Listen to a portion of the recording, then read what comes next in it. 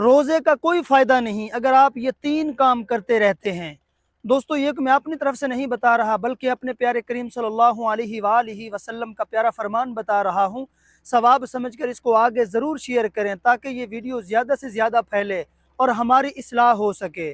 رسول اللہ صلی اللہ علیہ وآلہ وسلم نے ارشاد فرمایا کہ جو شخص روزہ رکھ کے یہ 3 کام کرتا ہے، نمبر 1 جھوٹی بات کرنا، نمبر 2 دھوکہ کرنا، فریب کرنا، نمبر 3 جہالت کی باتیں کرنا، فرمایا کہ اللہ تعالیٰ کو اس کے روزے کی کوئی ضرورت نہیں کہ وہ سارا دن بھوکا یا پیاسا رہے۔ امید کرتا ہوں آپ کو یہ ویڈیو اچھی لگی ہوگی۔ اس ویڈیو کو شیئر کریں گے اور اپنی اصلاح کرنے کی کوشش کریں گے تاکہ رمضان المبارک جیسے مہینے میں ہماری عبادت قبول ہو سکے۔ اگر ویڈیو اچھی لگی ہو تو کمنٹ میں اللہ لکھ کر اس کو آگے ضرور شیئر کریں۔ جزاک اللہ۔